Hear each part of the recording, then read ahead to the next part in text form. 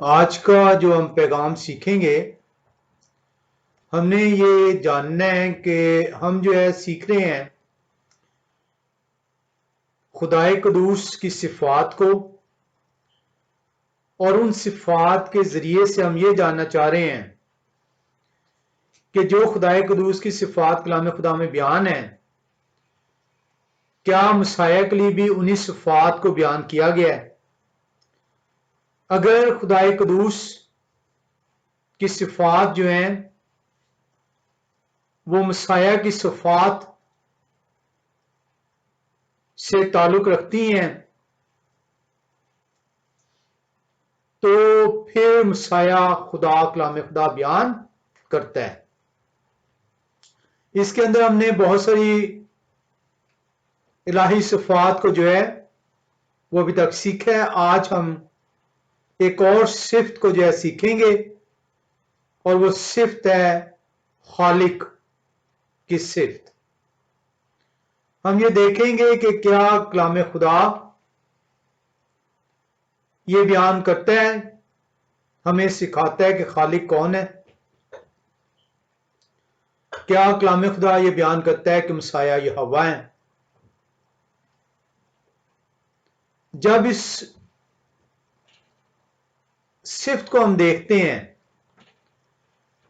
तो आपने जो उनसे बेसाख्ता आपके मुंह से निकलता होगा कि यहोवा खुदाए कदूस तमाम कायनात के खालिक हैं। लेकिन हमें ये जानना होगा कि क्या कलाम खुदा भी ऐसा बताता है। क्या आपका ईमान जो उस खालिक पर है जिन्होंने ये आसमान और ज़मीन और इसके अंदर जो कुछ मौजूद है वो बनाया है, क्या कलाम खुदा ऐसे ही बयान करता है। अगर आप कलाम खुदा को, जो खुदा का कलाम है, इसको अगर आप बगौर देखें तो आपको सीखने को मिलेगा कि इस कलाम खुदा का पहला बाब, उसकी पहली आयत इस कायनात की तख्लीक को और इस कायनात के खालिक को बयान करती है। पहला बाब और उसकी पहली आयत ही इस कायनात की तख्लीक और इस कायनात के खालिक को बयान करती है। और अगर आप इस कलाम खुदा के आखिरी बाब में जाएं तो आखिर में भी कलाम खुदा आपको यही बयान करता है। मुकाशफे की किताब 21वें बाब में जाएं तो वहां पे भी खालिक और तख्लीक को बयान किया गया है। अमूमी तौर पर ये जो तख्लीक है और खालिक है, इसको इतनी अहमियत नहीं दी गई। ये महज लोगों को ये बता दिया गया कि खुदा ने तमाम चीजें खलक की हैं, और लोग इसी पर जौन से है वो उन्होंने सुकून का सांस लिया कि हमारे खालिक खुदा हैं। और उन्होंने ना ये जानने की कोशिश की कि वो क्यों खालिक हैं, क्यों उन्होंने खलक की है, वो क्या वजूहात हैं खलक करने की। ये तो उनको बता दिया गया कि आपके खालिक खुदा हैं, लेकिन ये नहीं बताया गया कि आपको खलक क्यों किया गया। ये बता दिया गया कि 6 दिनों में कायनात खलक की गई है, और 7वें दिन के मुतालिक नहीं बताया गया। ये इसलिए ये सब कुछ किया गया है ताकि आप अपने खलक होने की अहमियत को ना जान पाए। आप ये जान ही ना पाए कि आपको की तख्लीक क्यों की गई है। अधूरा कलाम जो उनसे आप तक पहुंचाया गया है,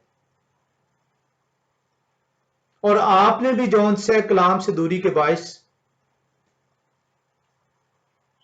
आपने कलाम की तहकीक जुस्तजू नहीं की। आए हम पैदाइश पहले बाब की पहली आयत में आए और देखें कलाम खुदा को। पैदाइश की किताब पहला बाब पहली आयत आपको खालिक और तख्लीक का बयान करती है। लिखा है, खुदा ने इब्तिदा में जमीन और आसमान को पैदा किया। In the beginning Elohim created heavens and the earth। अब ये आपको आयत जौन सी है बारहा दफा आपने सुनी है, पढ़ी है, लेकिन आप जब इस आयत के अंदर जाएंगे, जो कि हम इस आयत में जाएंगे और इसको देखेंगे कि यह आयत आपसे बयां क्या कर रही है, इस आयत का भेद क्या है। ये महज आयत ये नहीं कह रही कि खालिक ने आसमान और जमीन को खलक किया।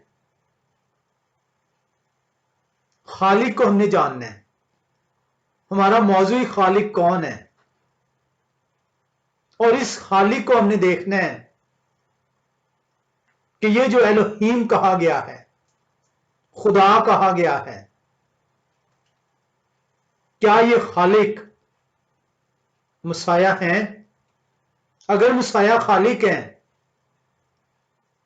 तो मुसाया खुदा भी हैं, मुसाया यहोवा है। तो बाइबल की शुरुआत आप देख रहे हैं कि वो खालिक और तख्लीक से होती है। आए हम मुकाशवा की किताब 21वें बाब की पहली आयत में आए। मुकाशवा की किताब 21वां बाब पहली आयत, और फिर से एक मर्तबा तख्लीक का जिक्र है। लिखा है, फिर मैंने एक नए आसमान और नई जमीन को देखा, क्योंकि पहला आसमान और पहली जमीन जाती रही थी और समुद्र भी ना रहा। तो यहां पे आप मुकाशफे जो आखिरी किताब है, कलाम खुदा जब शुरू करता है तो खालिक और तख्लीक को बयान करता है, और जब कलाम खुदा क्लोज कर रहा है अपने आप को, तब भी खालिक और मखलूक को बयान कर रहा है। लेकिन नया आसमान नई जमीन, and I saw a renewed heaven and a renewed earth, not the same earth, not the same heaven। Reason उसकी वो दे रहा है, for the former heaven and the former earth had passed away and the sea is no more। तो हमें ये जानना होगा, हमें ये सीखना होगा कि आसमान और जमीन, जो पहला आसमान और जमीन कहा गया है, जिसमें आप रह रहे हैं, जिसमें आप क़याम पजीर हैं, कलाम खुदा आपको बता रहा है कि ये जाता रहेगा और इसकी जगह नया आसमान और नई जमीन आएगी।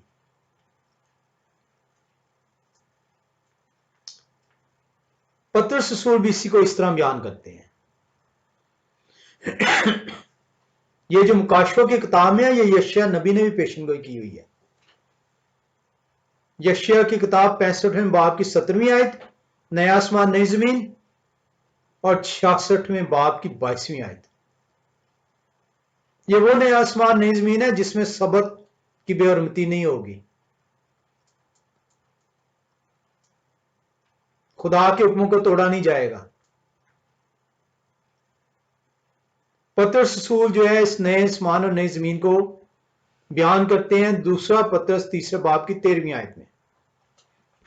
हम जाएंगे दूसरा पतरस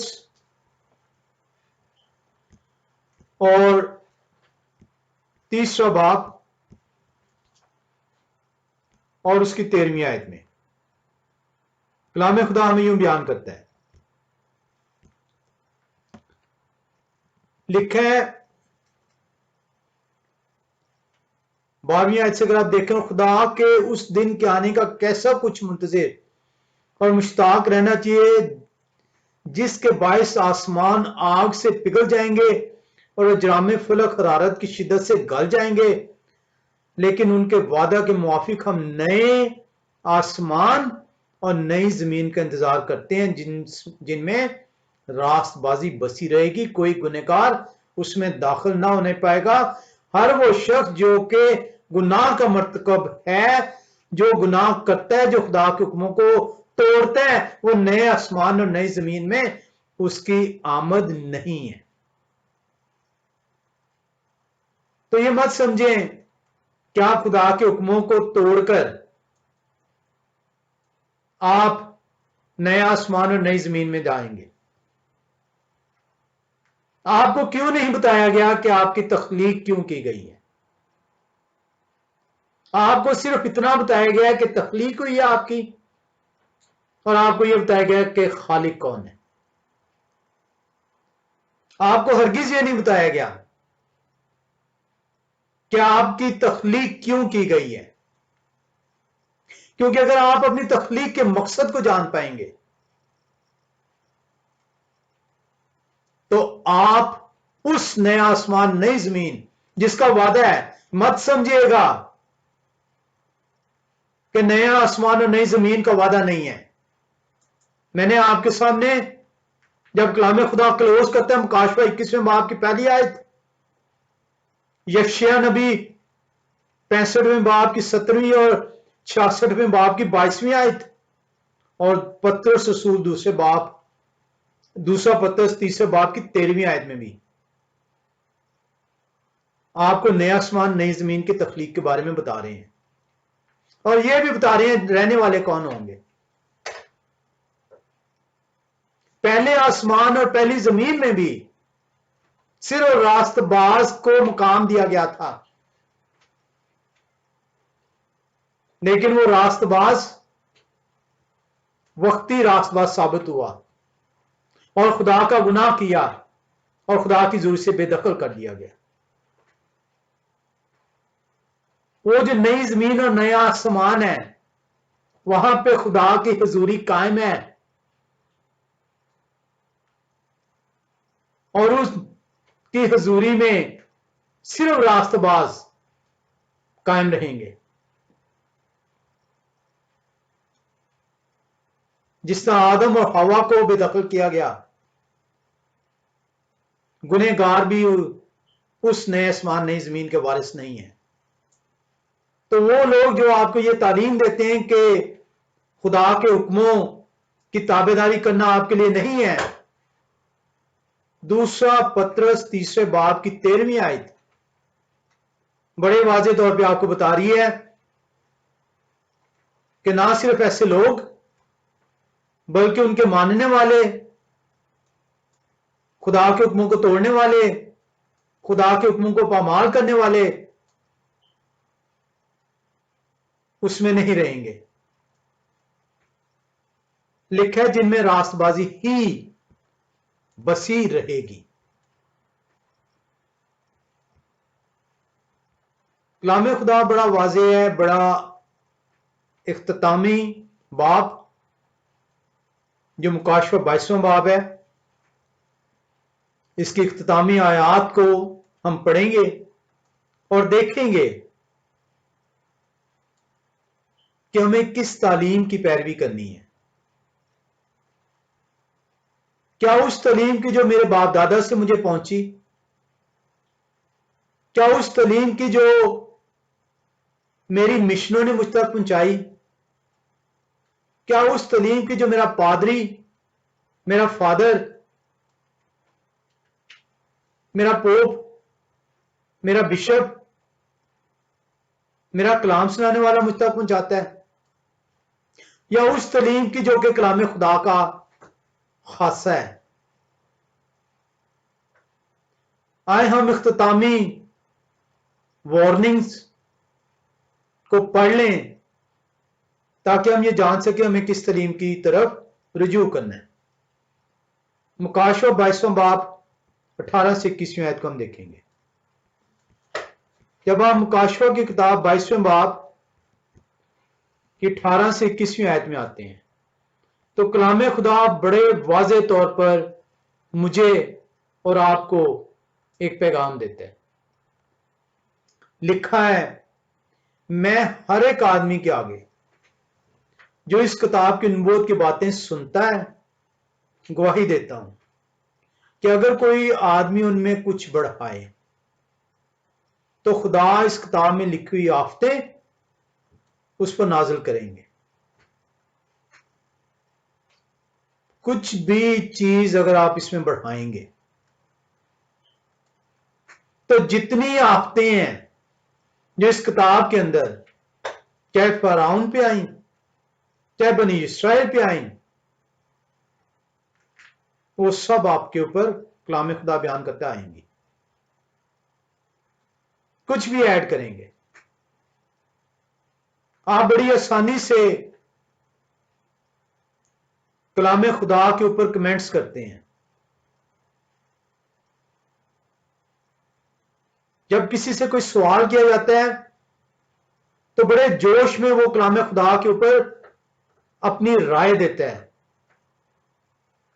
कलाम खुदा वार्न करता है आपको कि अगर तुझे कलाम खुदा को नहीं सीखा, अगर कलाम खुदा की तरफ से तुझे हिकमत नहीं मिली तो मेरे कलाम के ऊपर अपनी राय मत मुंसलिक कर। ऐसा ना हो कि इस कलाम के अंदर जितनी आफतें लिखी हैं वो तेरे ऊपर आए। कलाम को हकीर जानना छोड़ दें। कलाम आपको बार बार तंबीह करता है। 19वीं आयत बयान करती है, और अगर कोई उस नबूवत की किताब की बातों में से कुछ निकाल डाले तो खुदा उस जिंदगी के दरख्त और मुकद्दस शहर में से जिनका इस किताब में जिक्र है उसका हिस्सा निकाल डालेंगे। इजाफा अगर आप करेंगे तब भी जो उनसे आफतें आपके ऊपर हैं।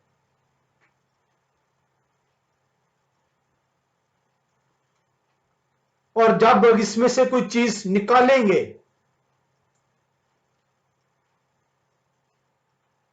आप मिशनों को देखें, उन्होंने अपनी अपनी तालीमात में कलाम खुदा के अंदर तब्दीलियां की हैं।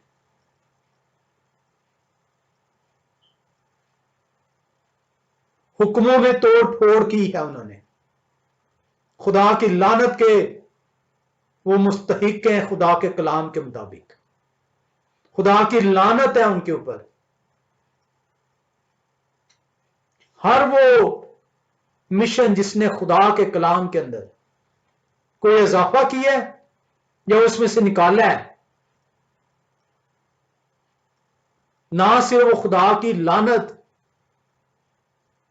जो आफतें हैं उनके ऊपर आएंगी, उनके मानने वालों पर आएंगी, बल्कि उनको जिंदगी के दरख्त में से काट डाला जाएगा।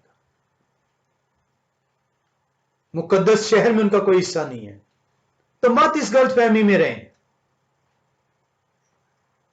कि आप जो उनसे वो नए आसमान और नई जमीन और उस मुकद्दस शहर का हिस्सा ठहरेंगे। बड़ा वाज़ेह है कलाम खुदा। यही वो रीजन है, आपको नहीं बताया गया कि आपकी तख्लीक क्यों की गई है।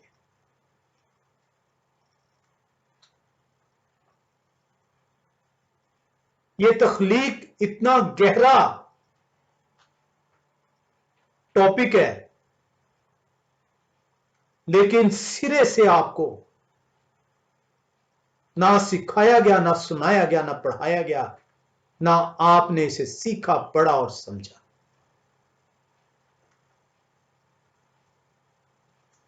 बीसवीं आयत कहती है, जो इन बातों की गवाही देता है वो ये कहते हैं कि बेशक मैं जल्द आने वाला हूं।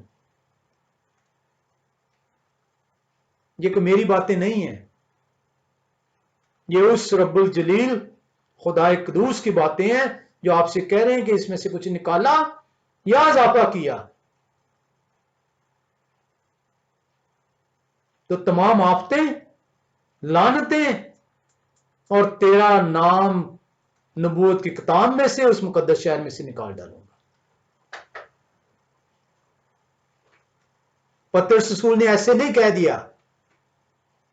दूसरा पतरस रसूल की किताब 3 बाब की 13वीं आयत के रास्तबाजी सिर्फ उसमें बसी रहेगी।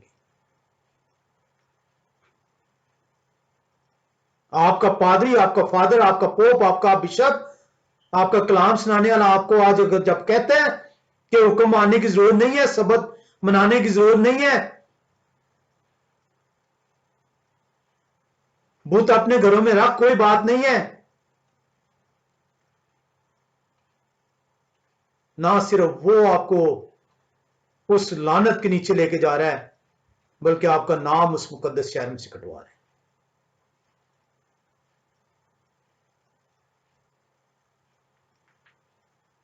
देखें कह कौन रहे हैं आपसे, 20वीं आयत में जाने से जो इन बातों की गवाही देते हैं वो ये कहते हैं कि बेशक मैं जल्द आने वाला हूं। ये मैं हूं जो बातें कर रहा हूं।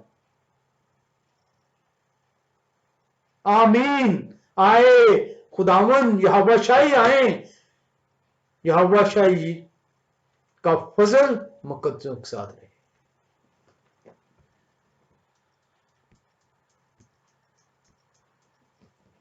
कलाम खुदा में कभी भी किसी भी वक्त ये नहीं कहा गया कि तख्लीक महज एक कहानी है। कलाम खुदा के अंदर दुनिया ने बहुत कुछ तख्लीक के मुतालिक आपको तख्लीक से गुमराह करने के लिए कहा है।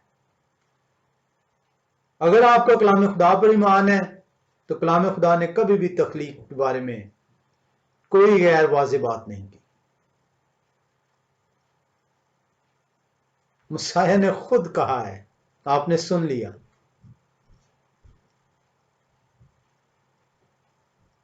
सवाल उभरता है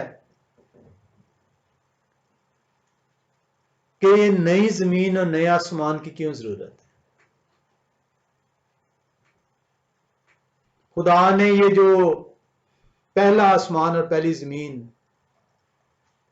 तख्लीक की है, ये क्यों नहीं कायम रह सकती।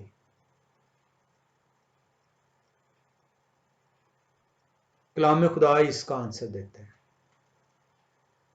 क्योंकि कलाम खुदा आपको बता रहा है कि नया आसमान नई जमीन की तख्लीक होगी।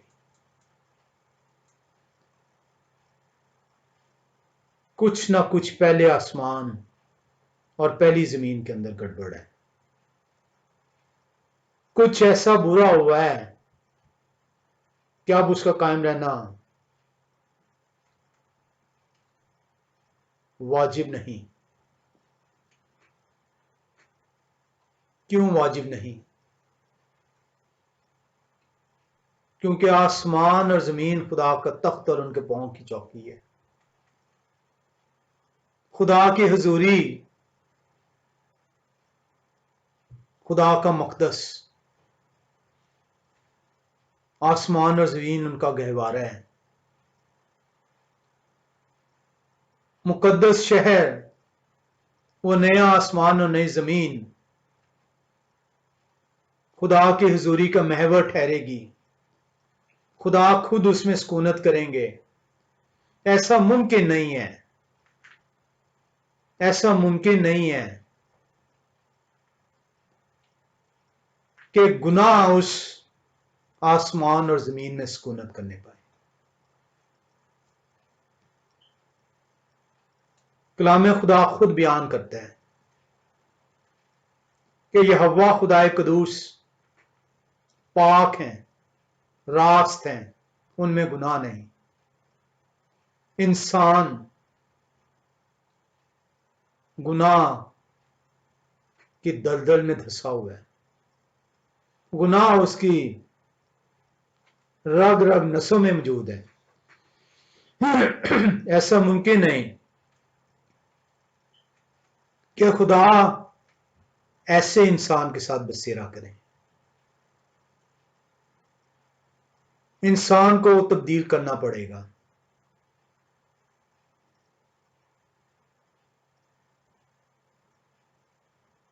जब खुदा ने पहला आसमान और पहली जमीन कायम की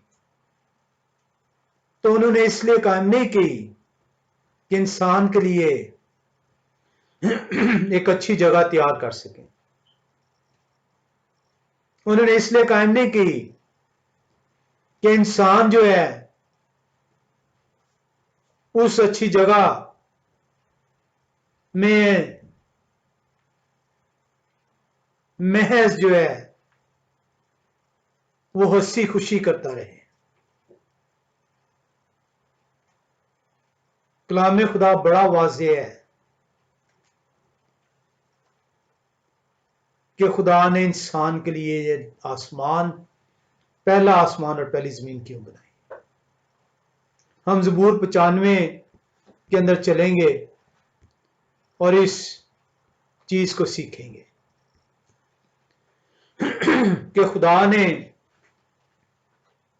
ये पहला आसमान और पहली जमीन क्यों बनाई थी।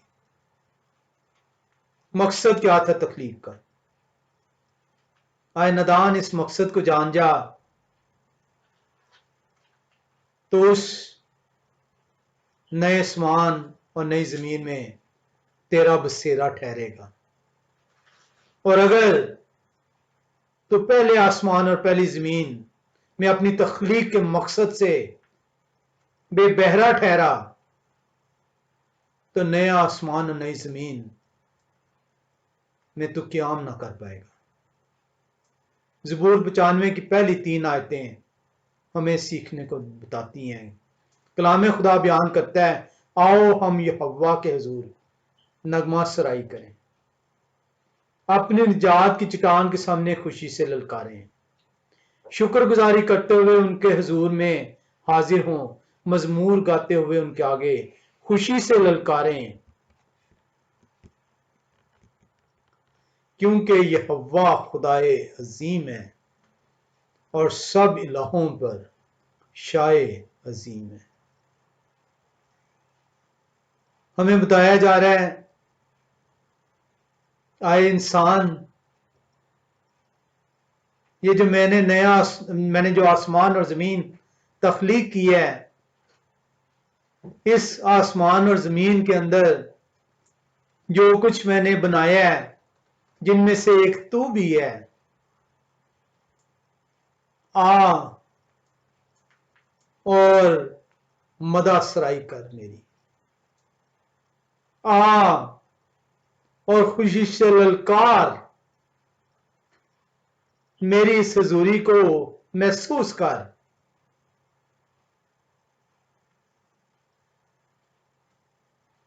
शुक्रगुजारी करते हुए उनके हुजूर में हाजिर हो, मजमूर गाते हुए उनके आगे खुशी से ललकारें।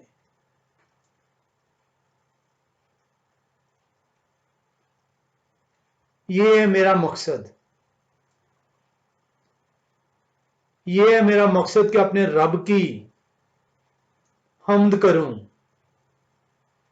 अपनी उन नेमतों की जो रब की तरफ से मुझे मिली हैं शुक्रगुजारी करूं।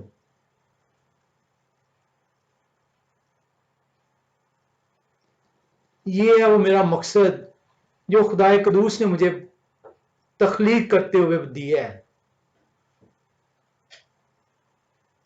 क्यों ये दिया मुझे, क्या रीजन है, मैं क्यों उनके आगे जाऊं, मैं क्यों उनकी मदासराई करूं, मैं क्यों शुक्राने गुजारूं।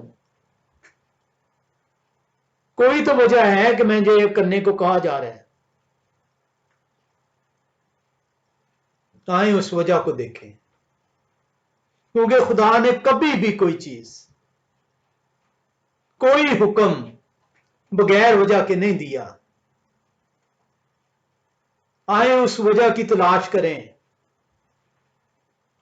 कि वो क्या रीजन है कि खुदा ने मुझे कहा है कि खुशी से ललकार, शुक्राने गुजार, मदासराई कर। 3 से 6 आयत जो है इसका जवाब देती है कि मुझे क्यों ऐसा करना है। लिखा है क्योंकि ये हव्वा खुदाए अजीम है और सब इलाहों पर शाह अजीम है। ये वो खुदा हैं जो तमाम खुदाओं के खुदा हैं।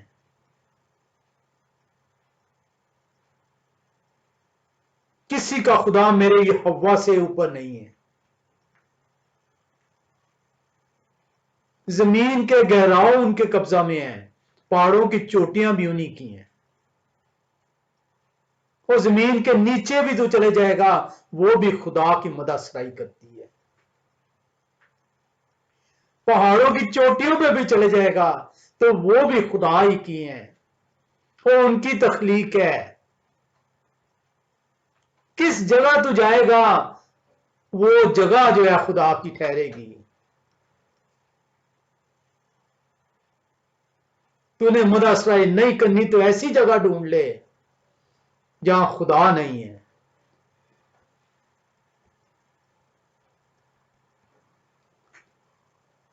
समुंदर उनका है, उन्हीं ने उनको बनाया और उन्हीं के हाथों ने खुशकी को भी तैयार किया। कहां जाएगा तू?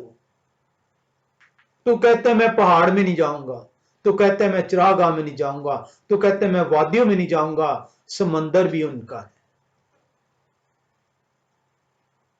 खुशकी भी उनकी है। आए अपने तख्लीक के मकसद को सीख लें। यकीन जाने अगर आज आपने अपनी तख्लीक के मकसद को सीख लिया तो नए आसमान और नई जमीन में आप वारिस ठहरेंगे। आओ हम झुकें और सिजदा करें और अपने खालिक यहोवा के हुजूर घुटने टेकें। तरीके तक बता दिया गया। कितने कलीसियाएं हैं जो आज सिर्फ आपको यह सिखाया सर को झुका दें, बस सजदा आपसे हटा दिया गया, घुटने टेकना आपसे हटवा दिया गया।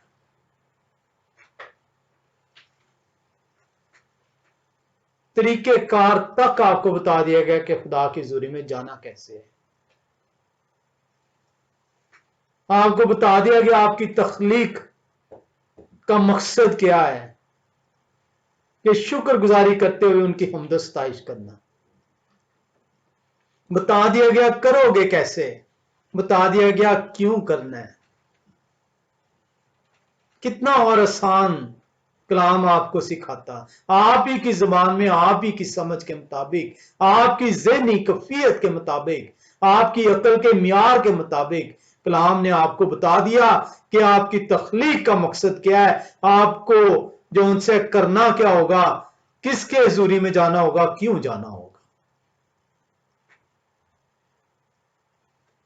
ज़बूर 95 की पहली 6 आयत आपको ये तमाम बातें जो है सिखाती हैं। ज़बूर 124 पढ़ेंगे, वो भी यही चीज बताता है।